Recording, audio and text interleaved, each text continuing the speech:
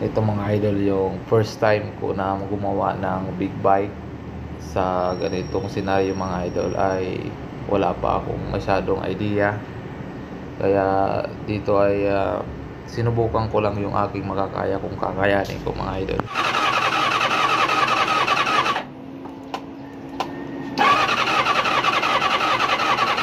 Wala. Tingnan natin kung may kuryente. Sandali naman. Tiga lang. Tiga. Hindi. Fire? Game.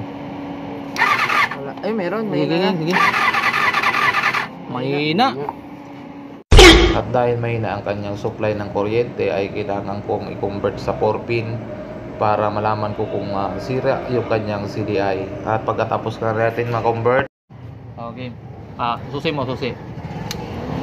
Okay. Oh, meron na.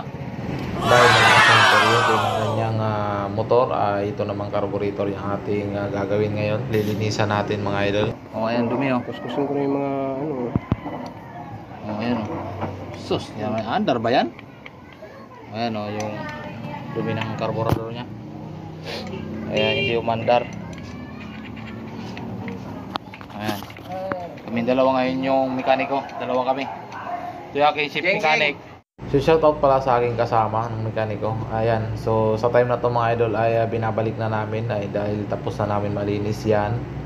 Ayan. So binabalik na namin. At ang na lang ay taga video dahil din magkasya kamay namin dyan. Ayan. Matapos na. Malapit na matapos. Yan, so ang role ko na lang dito mga idol ay taga-video na lamang. Dahil itong aking kasama ay magaling talaga yan. So yung magsama yung electrician at mechanical, siguro naman aandar ka na ngayon. Okay, on.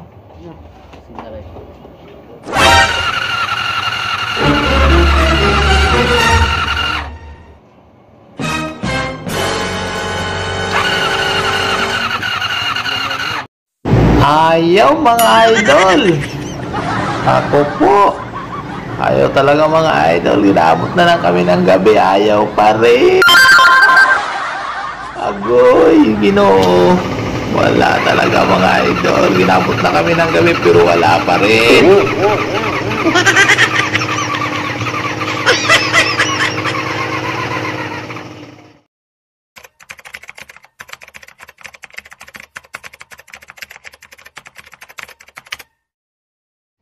So ayun mga guys, hindi successful yung ano namin kahapon kasi hindi namin binuksan yung hindi namin naituno ng maayos. Ngayon ang gagawin ko ay binaklas ko ulit lahat, binaulit ko. Ayan, so ang gagawin ko dyan mga ito ay paghiwa-hiwalayin ko to para maisip ng maayos yung hangin. At yung mga barado dyan ay malinis din. Kasi ang gumagana lang sa kanya itong dalawa lang. Itong dalawa wala, hindi. So ulitin namin. So try ko ulit kung kaya pa ng power. Alright mga idol, tapos na natin yan paghiwa-hiwalay at malinisan. Pati yung mga air and fuel mixture mga idol ay tinanggal din natin at sinit natin yan mga idol sa 2.5 each bawat carburetor mga idol. So bahala na yung kasama ko dyan mag-assemble. Basic lang naman sa kanya yan, kaya siya na bahala dyan. Alright, so after natin ma-assemble ay ito na, isalya na natin sa motor para matesting na natin kung gagana ba ito. Okay, ready?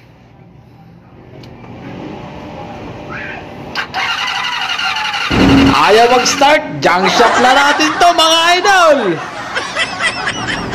A few moments later. Yan o!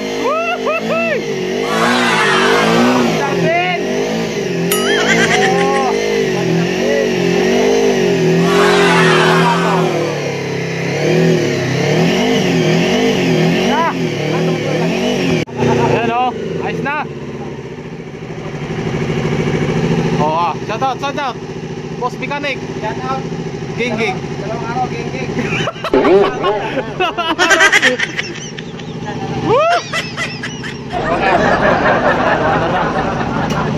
Pawang kaya. Sige, hawak mo na ito. Ito, palit kami ng CDI. Yun, sumakas. Sumakas, mandar na. Ayan na. Nice na. Yun. Yun na. Ay, di.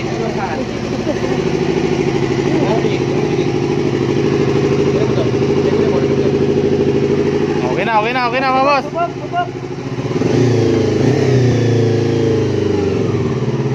Testing.